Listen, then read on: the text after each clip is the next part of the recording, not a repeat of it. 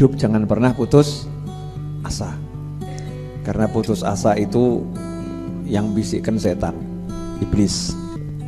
Ya, makhluk Allah yang putus asa dari rahmatnya Allah itu hanya iblis. Kalau kita umatnya Nabi Muhammad SAW tidak boleh putus asa. Apapun yang terjadi, harus selalu optimis, harus selalu bersemangat. Terpuruk seperti apapun ya gak jadi masalah. Ya gak jadi masalah. Karena harapan itu selalu ada. Ya, harapan selalu ada. Sebab kita ini berhubungan dengan Allah yang Maha Pengasih dan Allah yang Maha Penyayang. Selain Allah itu Maha Mengasihi, Allah itu Maha Menyayangi, Allah itu Maha Kaya. Allah itu Maha Kaya, sugih, pol tanpa batas. Ya, semua kekayaan yang ada di alam manapun itu milik Allah. Selain Allah itu Maha Kaya, Allah itu Maha bisa membuat seorang itu jadi kaya tanpa sebab apapun. Jadi kalau Allah pengen orang itu kaya tanpa sebab, Allah bisa. Apalagi kalau ada sebabnya. Allah Maha Kaya dan Allah Maha Mengayakan. Kemudian Allah kita ini Maha Dermawan, pemurah, lomo, sukanya memberi. Allah tuh sukanya memberi. Ya, pesan saya, jangan pernah patah semangat. Apapun yang kita alami dalam hidup itu adalah proses untuk menjadikan kita sesuatu yang luar biasa. Nikmati proses itu, prasangkai dengan prasangka yang baik. Jangan pernah kita berprasangka yang buruk. Optimis selalu, tersenyumlah menatap masa depan dan nikmati masa sekarang. Jangan mengeluhkan yang sedang kita jalani, selalu syukuri. Insya Allah akhirnya keindahan yang tiada tara dalam kehidupan dunia maupun akhirat. Ya mudah-mudahanlah kita semua, pertama kita udah tahu bahwa apabila kita berkumpul seperti ini menggembirakan Rasulullah. Dan kita udah tahu bahwa nikmat yang besar adalah wujudnya Rasulullah. Adapun musibah yang besar wafatnya Rasulullah. Oleh sebab itu kita jangan sampai sedih dan duka cita apabila dapat musibah. Karena musibah yang ada ini kecil semuanya. Paham kan? Yang penting ini, kita di dunia pasti ada senang, ada susah, silih berganti. Jangan sampai senang yang diketujui hendaknya salawasan, kada bisa. Pasti ada sakitnya. Yang dikhawatirkan senang menjadikan ujub dan takabur, sakit menjadikan kaluh kasah dan hilang ridho dan kesabaran. Apabila kada syukur dengan nikmat, kada sabar atas bala, apa kata Allah? Cari Tuhan yang selain daripada saya dan tidak diperbolehkan bernaung di bawah langit saya dan berinjak di atas bumi saya. Ya Allah, kada sedikit sekarang orang yang tidak syukur dapat nikmat, tidak sabar dapat bala. Berarti orang itu dia di dalam kutuk Allah Subhanahu wa taala. Di atas bumi dikutuk, di bawah langit dikutuk, dan ibadahnya tidak diterima Allah. Karena katanya Allah, kamu bukan hamba saya. Jadi anak-anakku semua, apabila dapat nikmat jangan sombong dan ujub. Bila dapat bala jangan kaluh kasar. Nikmat disyukuri, bala musibah ridha dan sabar. Semoga Allah Subhanahu wa taala memberi taufik hidayah kepada kita semua, sehingga terutama rumah tangga kita penuh dengan akhlakul karimah, yaitu sabar atas bala dan musibah, syukur atas segala nikmat.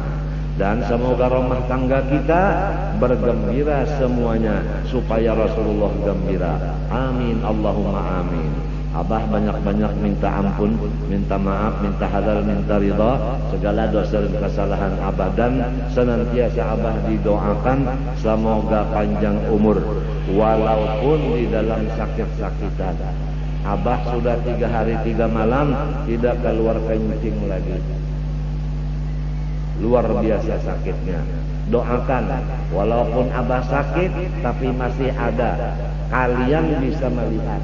Tapi kalau abah tidak ada lagi, maka tidak ada lagi yang dilihat kalian.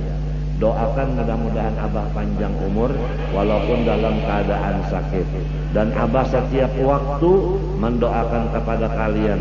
Yang lebih penting doa abah kepada kalian supaya kalian dijadikan Allah hambanya yang takwa, yang waliullah, dan supaya kalian husnul khatimah, dan supaya kalian tidak disiksa di dunia dan di barzakh dan di akhirat, dan supaya kalian masuk surga tanpa hisab. Setiap abah sholat di dalam sujud abah doain, tengah malam abah doain, di waktu-waktu mustajab abah doain. Tidak ada lain, insya Allah, dan yakin abah kalian akan selamat dunia dan akhirat. Jangan lupa amalkan tariqat samaniyah. Setiap pagi la ilaha illallah 166 kali. Allah 66 kali. Hu 77 kali. Udah beberapa orang sampai yang preman-preman mengamalkan ini, wafatnya husnul khatimah. Kemarin sepupu abah itu orang tuanya Dokter Syihab Qayyumi dan Syihab Khofaji. Beliau kena penyakit kanker, kemudian dibawa ke Jakarta. Kemudian sore hari Kamis, udah masuk Jumat, sebab hampir maghrib malam Jumat, beliau menghembuskan napas yang terakhir serta membaca dengan tenang dan dengan jelas la ilaha illallah. Habis.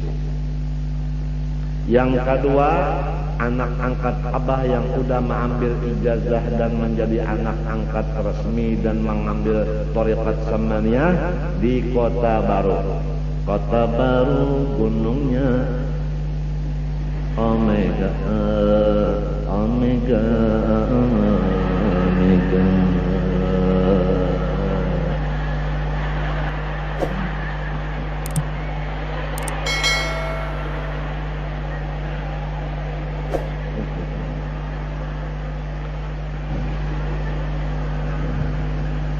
Kemudian dia ngumpul sama keluarganya dengan keadaan sehat, segar bugar. Kemudian dia bicara. Bicaranya ini tidak membingungkan. Katanya, kalau saya meninggal dunia hari ini, sampaikan salam saya kepada abah sekumpul. Ya biasa-biasa aja orang dengar itu. Yang kedua ini yang bingung keluarganya. Dia meneruskan kata-kata dengan Innani anallah la ilaha illa ana fa'budni. Habis. Inna lillahi wa inna ilaihi raji'un. Itu Allah mengatakan bahwa saya adalah Allah, tidak ada Tuhan kecuali saya, sembahlah saya. Kemudian dia mengatakan saya ridho. Habis. Ini semuanya berkat tariqat samaniyah. Syekh Saman berkata di dalam qasidahnya, beliau seorang wali kada berdusta. Ana fid dunya ahmi muridi liman ata bi sidqin wa fil uqba ana lahu syafi'un. Apa jawabannya? Ahbabuna fillah aqamun baqaw billah wa aqsamu billah. Allah Syekh Saman waliullah. Aku selama muridku masih di dunia, aku yang menyorot, menjaga-menjaganya. Kalau udah dia di akhirat, aku akan membawa ke dalam surga. Sekali lagi Abah pesan kepada diri Abah dan istri-istri Abah dan semua kalian supaya jangan kada dibaca setiap habis sholat subuh zikir tarekat samania, yaitu la ilaha illallah 166 kali. Kemudian Allah 66 kali. Kemudian Hu 77 kali. Apa aja kalau la ilaha illallah 166 kali, Allah 66 kali, Hu 77 kali. Itu aja. Lamun kawa pagi sore, apabila kada kawa pagi barang, banyak sudah berbukti matinya itu mati husnul khatimah. Kan nyaman kalau udah dikubur kada disiksa, kemudian limbah babuka mata dikubur langsung ada di surga. Kada tahu padang mahsyar, kada tahu dihisab, kada tahu ditimbangan, kada tahu siratal mustaqim. Nah, kada gampang. Apalagi ambil ijazah musafahah bersalaman, musyabakah berasuk tangan, mu'anaqah bapaluk-palukan, munawalatus subha tasbih, libasul khilqah selendang. Satu di antara yang 5 ini adalah supaya mati beriman, kada dihancur dan kada disiksa dalam kubur, dan dimasukkan ke surga kada berhisab. Satu di antara 5. Kada gampang kan? Luar biasa rahmat Allah. Nang 5 ini hanya khusus bagi umat Nabi Muhammad saja. Umat nang dulu-dulu kada dibari ka ini. Dan nang dibari izin untuk menyampaikan ijazah ini kada sambarang. Setiap 100 tahun 1 orang. Kalau udah yang 1 ini meninggal, tunggu 100 tahun baru ada ganti.